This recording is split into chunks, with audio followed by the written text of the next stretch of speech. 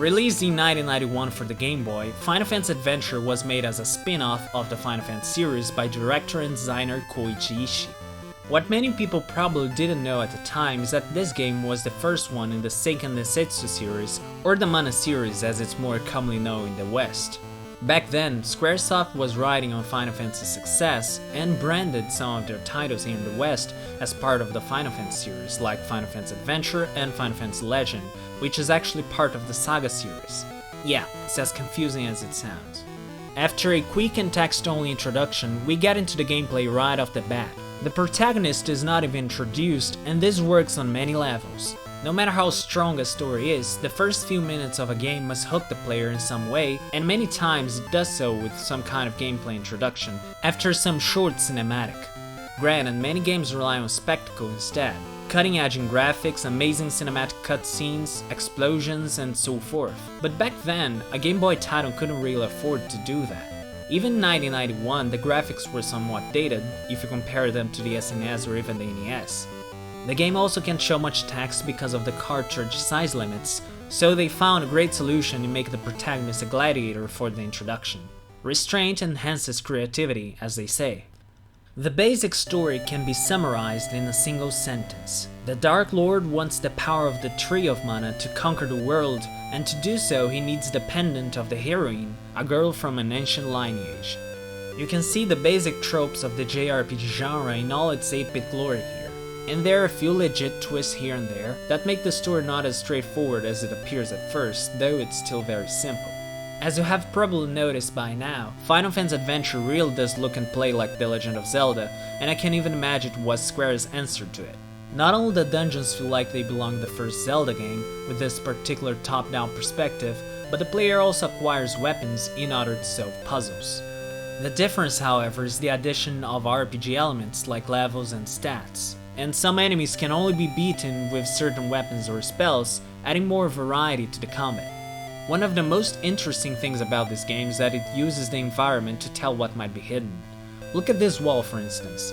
It uses the game's assets to tell you something, that wall is breakable. This is 1991, guys. And there are many instances where the game design is done in such a way that it teaches the player without the use of text. For example, there are many places where you get an item, but you can only escape the place by using said item, teaching the player what he needs to know. At some moments, you get partners. Your ally is essential because he uses a spell to get rid of the enemies you can't harm. And guess what you learn at the end of the dungeon? The spell, of course. And now you know which enemies are vulnerable to it. This partner system is used more than once or twice, and is a great addition, making it feel more like a party-based RPG. The game also uses a technique I call delayed reward. At this point, for example, your first instinct is to go up the stairs, right? Then you find out you can't cross to the other side. Maybe you need a new item. Going back to the previous room, you decide to inspect it. That's when you discover a hidden stair, and at the end, the item you needed. That way of introducing a problem, of guiding the player through that same problem, and offering a solution is what makes the art of game design so intriguing. It's a form of teaching that doesn't rely on any kind of explanation. There is also an interesting gameplay and narrative integration that I found fascinating to be in such an old game. In this scene, a woman named Amanda will be transformed into a Medusa. The thing is, the hero needs the Medusa's tears to save her brother, but they just kill the boss. You need to kill Amanda to get her tears. The game actually forces you to do the deed yourself. There's no choice here, and that makes it even more painful. Due to the constraints of the Game Boy, it's understandable that this scene couldn't be developed much, but using just a few words while putting the player in such a difficult position, it actually makes the player question his actions, if only for a second, and that's more than can be said about many 8-bit games. At midpoint, the game opens up significantly, and that's when some flaws start to appear. Suddenly you can go anywhere, but the means of transportation are lacking. You ride a Chocobo to cross bodies of water, but the map's so big that it's quite easy to get lost.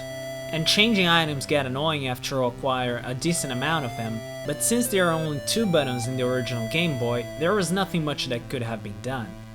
You also need to stack a good amount of keys and mattocks unless you want to backtrack all the way to a shop just to open another closed door at some dungeon or to find a secret passage to proceed.